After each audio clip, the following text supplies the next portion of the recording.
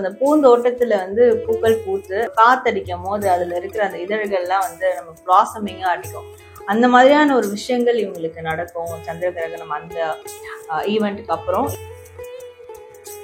நிறைய பேருக்கு நெகட்டிவா இருக்கக்கூடிய நேரத்துல இவங்களுக்கு பாசிட்டிவா மாறப்போகுது அப்படின்ற மாதிரி இருக்கு. இந்த கிரகணம் முடிஞ்சு அந்த டைம்லயே அவங்களால வந்து ஃபீல் பண்ண முடியும். ஏதோ ஒரு விஷயம் எங்கிட்ட ரிலீஸ் ஆயிருக்கு அப்படின்றத அவங்களால நிச்சயமா ஃபீல் பண்ண முடியும். பட் இப்ப சந்திர கிரகணம்ன்றாங்க, அந்த டைம்ல இன்னும் நம்மளுக்கு என்னெல்லாம் ஆகுமோ அப்படின்ற மாதிரி மைண்ட் ரீதியா இவங்களுக்கு ஒரு மிகப்பெரிய ஒரு குழப்பத்துக்குள்ள போயிடுவாங்க. நெகட்டிவ் மைண்ட் செட்டுக்கு போயிடுவாங்க.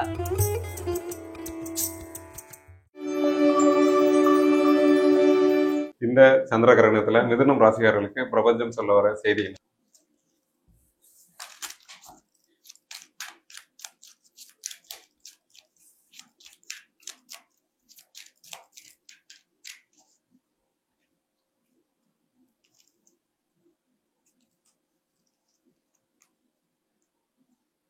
மிதுனம் இவங்களுக்கான கார்ட்ஸ். இவங்களுக்கு சந்திர கிரகணம் எனர்ஜி வந்து இவங்களுக்கு நல்லா இருக்கு அப்படின்னு இருக்கு.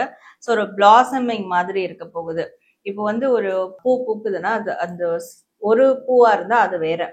அந்த பூந்தோட்டத்துல வந்து பூக்கள் பூத்து அது வந்து ஜஸ்ட் ஒரு காத்தடிக்கும் போது அதுல இருக்கிற அந்த இதழ்கள்லாம் வந்து நம்ம பிளாசமிங்கா அடிக்கும்.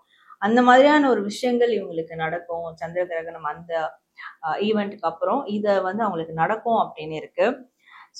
ஏதோ ஒரு பவுண்டரிஸ் அவங்களுக்குள்ள இருக்கு, ஏதோ ஒரு எல்லைக்குட்பட்டு இருக்கிறாங்க, ஒரு சர்க்கிள்குள்ள மாட்டிக்கிட்டு இருக்காங்க. அதுல இருந்து நான் எப்போ ரிலீவ் ஆவேன் அப்படின்ற மாதிரியான விஷயங்கள் ப்ரேயராவோ மேனிஃபெஸ்டேஷன் அது மூலியமாவோ இவங்க வந்து பிரபஞ்சத்துக்கிட்டயோ இல்ல கடவுள்கிட்டயோ நிச்சயமா கேட்டிருப்பாங்க. அதனுடைய வேண்டுதல்கள் பிரார்த்தனைகள் தொடர்ந்து மேற்கொண்டிருப்பாங்க. அப்படி தொடர்ந்து பண்ண விஷயங்களுக்கெல்லாம் இந்த கிரகணம் டைம்ல வந்து அவங்களுக்கு ஒரு பெரிய அளவிலான ஒரு ரிலீஃப் கிடைக்கும். இண்டிபெண்டா மாறுறதுக்கான வாய்ப்புகள் கிடைக்கும். நிறைய பேருக்கு நெகட்டிவா இருக்கக்கூடிய நேரத்துல இவங்களுக்கு பாசிட்டிவா மாறப்போகுது அப்படின்ற மாதிரி இருக்கு. கண்டிப்பா இந்த கிரகணம் முடிஞ்சு அந்த டைம்லயே அவங்களால வந்து ஃபீல் பண்ண முடியும். ஏதோ ஒரு விஷயம் எங்கிட்ட ரிலீஸ் ஆயிருக்கு அப்படின்றத அவங்களால நிச்சயமா ஃபீல் பண்ண முடியும். அது ஸ்பிரிச்சுவலி கனெக்டடா இருக்கிறாங்க, ஸ்பிரிச்சுவல் வாழ்க்கையில இருக்கிறாங்கன்னா கண்டிப்பா அவங்களால அதை அந்த டைம் உணர முடியும். அந்த மூன் எனர்ஜில யாருமே சொல்ல தேவையில்லை, அவங்களாலே அதை உணர முடியும். இந்த மாதிரியான ஒரு பெரிய அளவிலான ஒரு மாற்றங்கள், நன்மையான மாற்றங்கள் ஏற்பட இருக்கு அப்படின்ற மாதிரி இருக்கு. இந்த சந்திர கிரகணத்தால மிதுனம் ராசிக்காரர்களுக்கு என்னென்ன பாதிப்புகள் வரும்? பாதிப்புகள்னு பார்க்கும்போது ஆக்சுவலா வந்து பிராக்டிக்கலா ரியல் லைஃப்ல ரியலா விஷயங்கள் இப்படி நடக்க இருக்கு. பட் இவங்களோட மைண்ட் செட்டை பொறுத்த வரைக்கும் இது வரைக்கும் நிறைய கஷ்டப்பட்டுட்டோம். என்னென்னவோ நல்ல நேரத்துல நிறைய விஷயங்கள் நம்மளுக்கு நெகட்டிவா மாறி இருக்கு, ஆப்போசிட்டா நடந்திருக்கு. பட் இப்ப சந்திர கிரகணம்ன்றாங்க, அந்த டைம்ல இன்னும் நம்மளுக்கு என்னெல்லாம் ஆகுமோ அப்படின்ற மாதிரி மைண்ட் ரீதியா இவங்களுக்கு ஒரு மிகப்பெரிய ஒரு குழப்பத்துக்குள்ள போயிடுவாங்க. நெகட்டிவ் மைண்ட் செட்டுக்கு போயிடுவாங்க. அதை மட்டும் அவங்க வந்து அவாய்ட் பண்ணிக்கணும். இப்ப சந்திர கிரகணம் ஸ்டார்ட் ஆகுதுன்னா மொரோவர் அந்த டைம் பீரியட்ல எதுவும் சாப்பிடக்கூடாதுன்னு சொல்லுவாங்க. அதுக்கு முன்னாடி நல்ல ஒரு ஃப்ரூட்ஸ் வெஜிடபிள்லாம் எடுத்துக்கலாம் அந்த நைட் டைம்ல வர்றதுனால.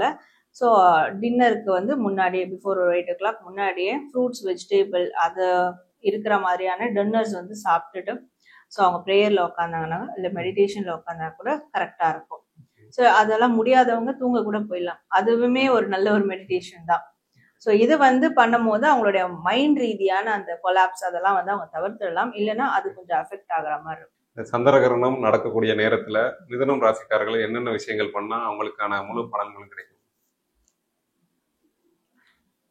இவங்க வந்து செல்ஃப் ரிஃப்ளெக்ட் பண்ணணும். அதாவது நம்ம வாழ்க்கையில நம்ம என்ன செஞ்சிருக்கோம், அதுல என்னெல்லாம் நம்ம நல்லது செஞ்சோம், யாருக்கு கெட்டது செஞ்சோம், நம்மளுக்கு தெரிஞ்சோ தெரியாமலையோ அதுக்கெல்லாம் நம்ம என்ன பலன் நம்மளுக்கு கிடைச்சிருக்கு, இது எல்லாமே ரிஃப்ளெக்ட் பண்ணணும். அவங்க யாருன்றத ரிஃப்ளெக்ட் பண்ணணும். இப்போ வந்து நான் ஒரு டாக்டர், நான் ஒரு இன்ஜினியர், ஒரு டீச்சர், அதை தாண்டி அது ப்ரொஃபஷன், அது இல்லை. பட் நம்ம அந்த சோல் என்ன பண்ணிருக்கு, என்ன வந்து மற்ற உயிர்களுக்கு கொடுத்துருக்கு, இந்த உலகத்துக்கு என்ன கொடுத்துருக்கு, நல்லது செஞ்சிருக்கா கெட்டது செஞ்சிருக்கா, அதை வந்து அவங்க ஃபில்டர் அவுட் பண்ணணும், அவங்க என்ன செஞ்சிருக்காங்க அப்படின்றத.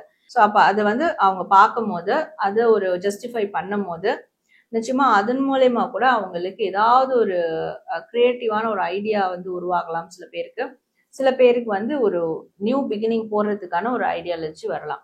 ஓகே. ஸோ வேற ஏதாவது நம்ம ஸ்டார்ட் பண்ணலாம், வேற ஏதாவது பண்ணலாம். அப்போ இதெல்லாம் வந்து நம்ம வந்து கம்ப்ளீட்டா விட்டுறலாம். ஸோ வேற புதிய நல்ல விஷயங்கள் பண்ணலாம் அப்படின்னு ஏதோ ஒரு நியூ பிகினிங் அவங்களுக்கு, அதாவது அவங்க மைண்ட் செட்ல இருந்து ஏற்படும். So okay. இதை பண்ணலாம் அப்படின்ற மாதிரி ஒரு கிளாரிட்டி கிடைக்கும். ஓகே. என்னென்ன மாதிரியான பூஜை இல்ல வழிபாடுகள் பண்ணலாமா அதிக பலன்கள் கிடைக்கிறது?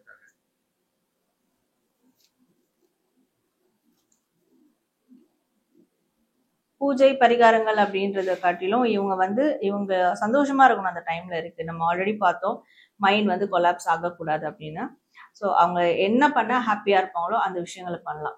ஸோ சாப்பிட்றத தவிர்த்துட்டு வேற எது செஞ்சா ஹாப்பியா இருப்பாங்களோ அதை கண்டிப்பா செய்யலாம். ஸோ இது செய்யறது மூலியமா அவங்க வந்து யூனிவர்ஸோட கனெக்ட் ஆகக்கூடிய அந்த ஒரு மூமெண்ட் அவங்களுக்கு வந்து கிடைக்கும்.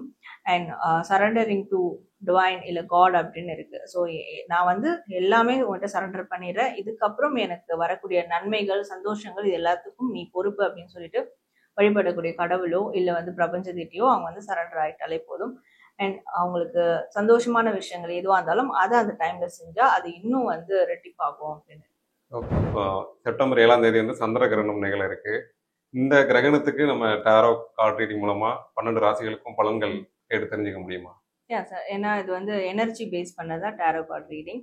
ஸோ இந்த கிரகணத்தப்போ ஒரு ராசிக்காரங்களுக்கு என்ன மாதிரியான ஒரு எனர்ஜி இருக்கும், அது கொடுக்கக்கூடிய அது ஒரு அவுட்கம் என்ன, நெகட்டிவா இருக்குமா இல்லை பாசிட்டிவா இருக்குமா, ஸோ அப்படி இருந்தா என்ன மாதிரியான விஷயங்கள் நம்ம ப்ரிகாஷனா எடுத்துக்கலாம் அப்படின்ற மாதிரி ஒரு கைடன்ஸ் பார்க்கலாம். 12 ராசிகளுக்கும் பொதுவா ஏதாவது இந்த மாதிரியான ஒரு பலன் கிடைக்கும் இல்ல ஒரு பாதிப்பு இருக்குன்னா இந்த மாதிரியா?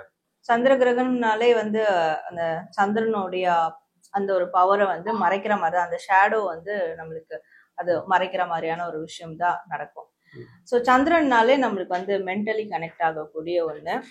ஸோ மன ரீதியான உளவியல் சார்ந்த விஷயங்கள்ல சந்திரனோட வந்து நம்ம கனெக்ட் பண்ணுவோம்.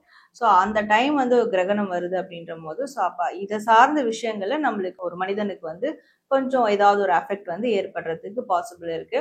ஸோ அப்போ அந்த டைம் வந்து நம்ம ஏதாவது ஒரு மெடிடேஷன் எடுக்கிறது, இல்லை வந்து தேவையில்லாத ஒரு கான்வர்சேஷன், இல்லை தேவையில்லாத வேலைகள் இதெல்லாம் வந்து நம்ம அவாய்ட் பண்ணிட்டு ஒரு மெடிடேஷன் ப்ரேயர் இப்படி வந்து அதை டைவர்ட் பண்ணிக்கிட்டா ஸோ அந்த மைண்ட் ரீதியா ஏற்படக்கூடிய அந்த அஃபெக்ட்ல இருந்து நம்மளை காத்துக்கலாம்.